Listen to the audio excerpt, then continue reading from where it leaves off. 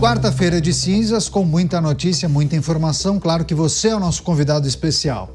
A base aliada do governo iniciou uma ofensiva contra Michele e Eduardo Bolsonaro no Congresso e também no Judiciário. Na Câmara, integrantes do Planalto protocolaram requerimentos para apuração de supostas irregularidades envolvendo viagens, alegados desvios e movimentações financeiras da ex-primeira-dama. Já Eduardo virou alvo de investigação por supostos crimes contra a soberania nacional e avalia que pode ter o passaporte apreendido. O parlamentar fala em jogo combinado entre Planalto e Judiciário, além da Procuradoria-Geral da República.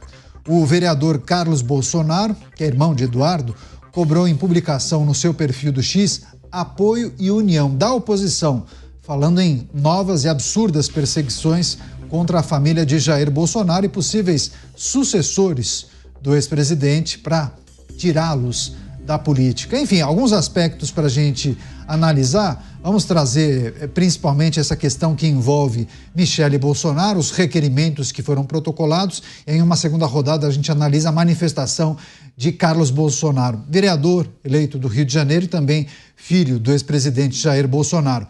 Nelson Kobayashi, que vocês conhecem tão bem, né, de tantos telejornais e programas aqui da Jovem Pan News, hoje com a gente em Os Pingos nos Is. Koba, seja bem-vindo, ótima noite a você. Essa ofensiva contra a ex-primeira-dama Michele Bolsonaro, 5 requerimentos protocolados para apurar supostas irregularidades ligadas a ela. Agora, o que chama atenção, porque foram 5 requerimentos protocolados de uma vez, agora, nesse momento, para apurar situações distintas.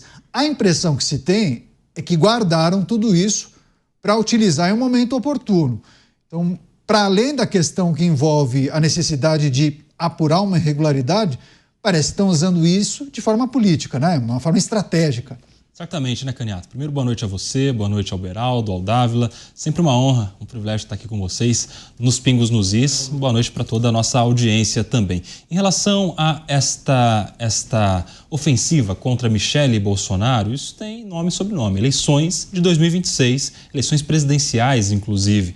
Quando o presidente Bolsonaro ele se manifesta a respeito de quem seria o seu sucessor, e ele fala o tempo todo sempre de que ele mesmo é o plano A, B e C, e vez ou outra ensaia uma possibilidade de alguém da sua própria casa, da sua própria família, disputar, caso ele não esteja em condições eleitorais para as eleições presidenciais do ano que vem. Fica claro que ele coloca nesse pedestal de possíveis sucessores políticos a própria família, inclusive a Michele, que já tem o seu nome sendo testado em algumas pesquisas eleitorais e pontuando bem, inclusive contra o próprio presidente Lula. Então, quando esses nomes passam a ser presidenciáveis, passam a estar no radar das eleições do ano que vem, eles se tornam naturalmente alvos. Essas representações não estão preocupadas propriamente com a coisa pública, com o erário, com a lisura, com a administração, com eventual irregularidades. Essas representações estão visando a situação de Michele para 2026, porque se o Bolsonaro já não está no jogo, que não estejam também os seus familiares que pontuem bem nas pesquisas, como é o caso da própria Michele. E aí, para a Michele, por sua vez, que haja essas investigações e que essas investigações possam, no final das contas, indicar se há, de fato, alguma irregularidade ou, no caso, para o interesse de Michele, cravar a lisura da sua condição de primeira-dama durante a gestão do ex-presidente Bolsonaro.